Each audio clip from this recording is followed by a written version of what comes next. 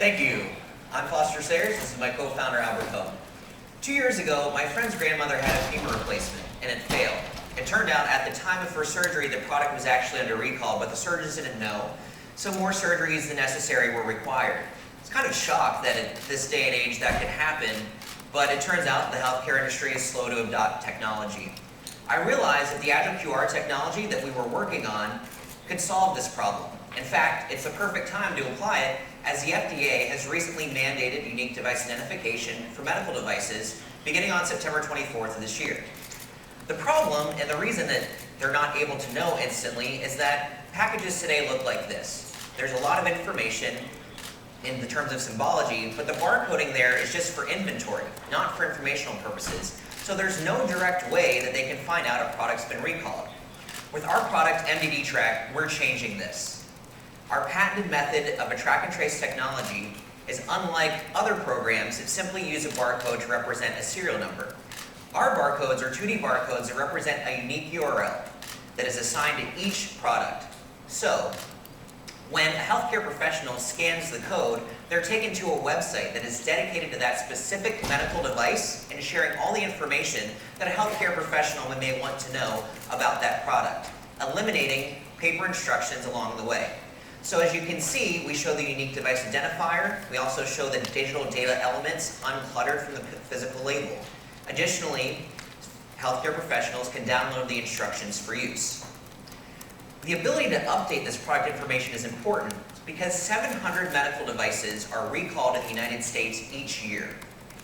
Every recall costs an average of $7.5 million, making this a billion-dollar problem from the industry. Yet despite the effort and expense, nearly 40 million units are missed each year, putting people's safety at risk.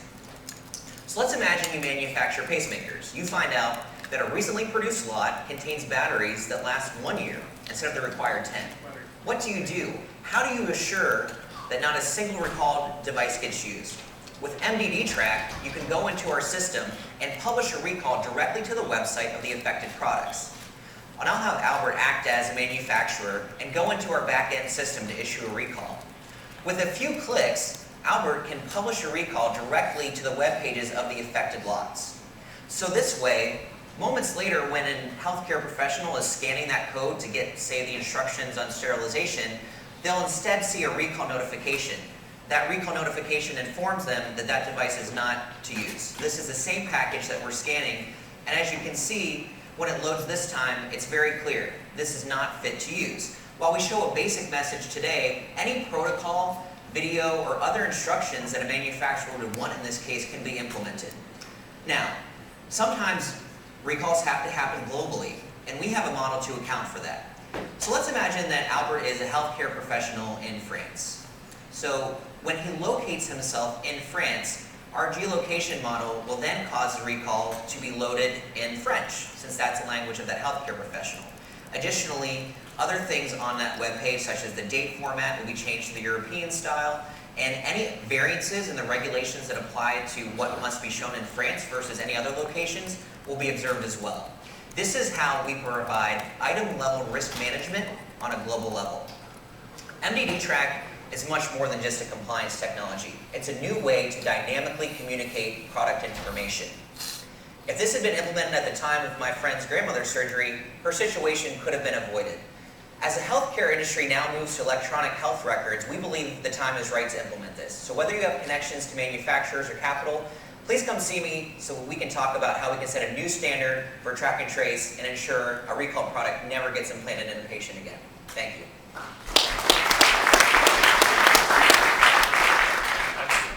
Please take a step here, and who would like to start from the judges? Danielle? How does this product get adopted?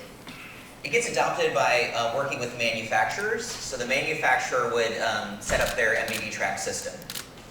And what is the incentive for them? Is it that physicians asking for it, or is it that they are offering it as some kind of value add? Like, how do you usually convince them that they should go to that extra effort? There are two incentives. The first is that the FDA is requiring you to have a unique device identifier, and part of that regulation requires you to have an AIDC, an automatic identifier and data capture mechanism, which our barcode helps them meet that aspect. The other part of that is that recalls are very expensive. They can cost up to $7.5 million when they're not managed properly, and this gives them the ability to micro-target recalls to just the affected products in real time.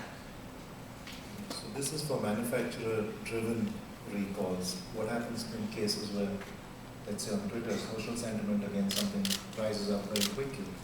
And can you also be consumer-facing and sort of issue a warning saying, you're working with a manufacturer, there seems to be a problem here. There's all this information on social sphere that it says something's wrong. Like, it took Tylenol forever to issue a recall before a whole bunch of things happened before that. At this point, the aspect of the problem that we're focused on is from the manufacturer's perspective, but because it is a web page, and actually the focus of our patent is allowing different users throughout the life cycle to have a different experience when they scan that. So in the future, we certainly could implement it so that when a consumer scans, they have the ability to provide product feedback, for example.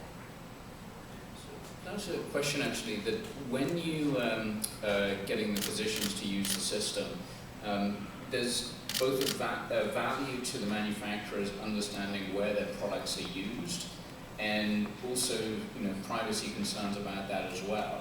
And have you thought about the value to manufacturers and how you balance those concerns? If I understand your question correctly, you're asking me how do we balance concerns about patient privacy?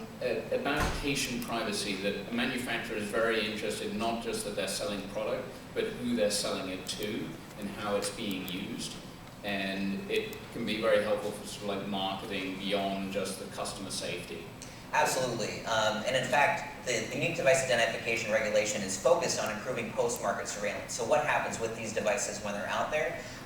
There are different ways from a technology perspective that we can provide abstractions in order to facilitate the exchange of data about the usage of the device while maintaining the privacy of patients. Thank you. How do you plan to make money?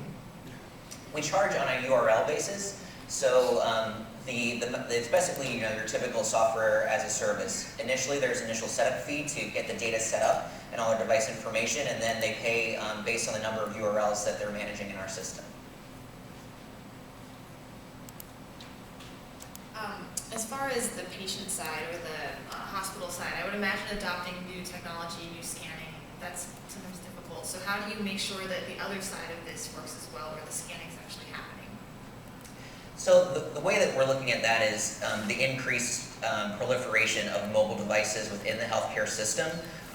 There's a wide and pervasive use now of mobile tablets, all of which are capable of downloading non-proprietary apps which can scan these.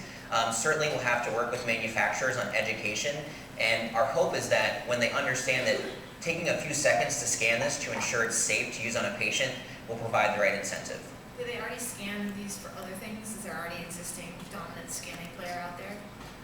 There isn't necessarily a leader with respect to this, because right now the barcodes are just inventory based, so it's really just kind of a red line scanner. What we would look to do is help facilitate this in terms of integrating with any electronic health record system so that they can seamlessly scan it, not only get instructions for use and safety information, but also improve their inventory system in the process.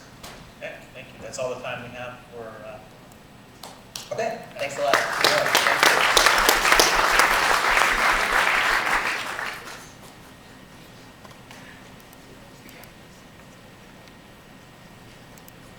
Please welcome to the stage, AgileQR.